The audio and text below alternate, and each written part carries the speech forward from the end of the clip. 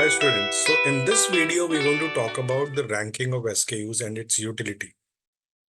Supposing you are dealing with 100 SKUs master, or say you're dealing with 3000 SKUs master or 10,000 SKUs master.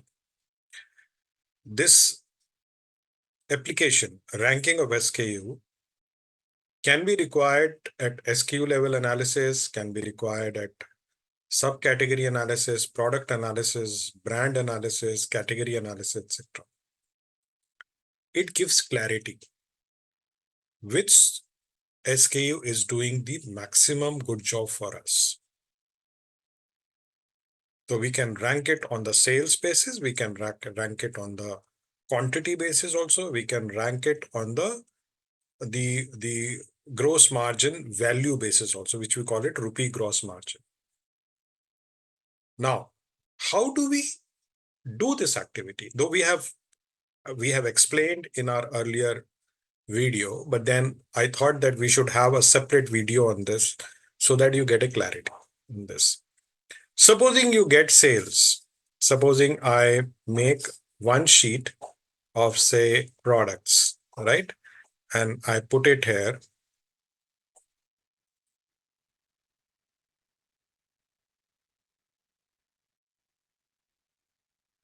So I'm just putting this data here in the other sheet.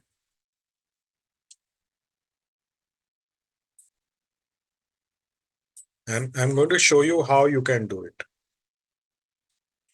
And then we will put, right now we are only calculating basis the sales, net sales. So I'll put this data here.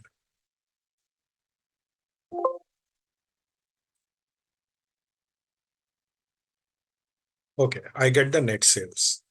Now I have to calculate the ranking.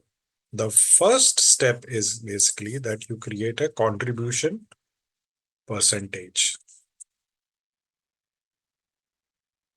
The first thing what you can do, you can actually do a filter.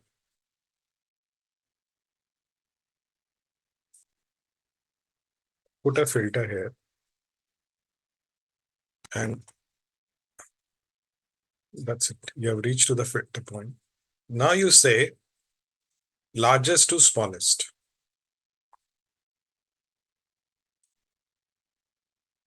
So you get the data. Now we have to put ranking now. Since this is the SKU number 1, we can say 1. And we can just put the formula like this and do a ranking. Now what we have to do, we have to just do it this way, that we just paste the value so that it should not move here and there. It should fix to the cell completely. Now we are going to put the filter again, right? Like this. Now what does it show? It shows that we have the ranking of products based on the net sales. We can calculate quantity also, quantity wise also. We can calculate gross margin percentage wise also. We can calculate gross margin value also basis. We can also do it bill wise, number of bills. So anything is possible. But when you have the ranking, supposing you want to see the detergent, deodorant ranking is 1, quantity ranking is 3, gross margin ranking is 4, gross margin value ranking is 4, and number of bills is 7. It conveys one thing, that this is my top selling SKUs in terms of sales, but the quantity sale ranking is only 3 number, which means there are other products also selling more in quantities. And then when we do it through gross margin percentage, it will convey that we have 3 more SKUs. Supposing the margin percentage is, for example, here is say 20%. So it means from the gross margin calculation side, when we calculate, it says that there are 3 more SKUs which are above than 20% gross margin, which this product is achieving. Then on the value side, the income side, the profitability side, it is number 4, and the number of bills in the ranking of number of bills, it is only 7. So there are 6 more SKUs which are there in the system doing more number of bills for the retail store or for the retailer.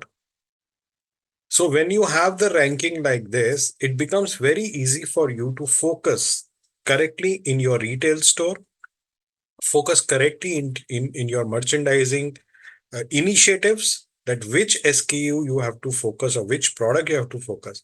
Supposing you want to decide to realign this category and decide how much space is to be given.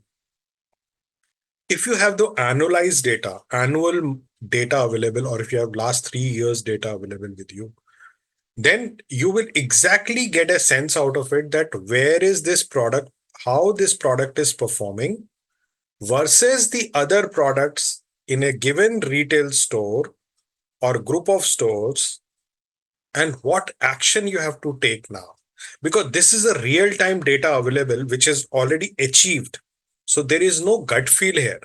It's the decision making is happening through a process which is more data oriented.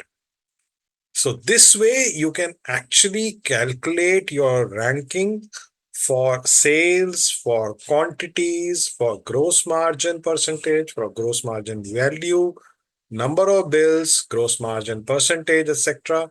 This we have already explained. It will give you better insights. So you'll have to practice it on your own and then figure it out how things are happening at your end. Thank you very much.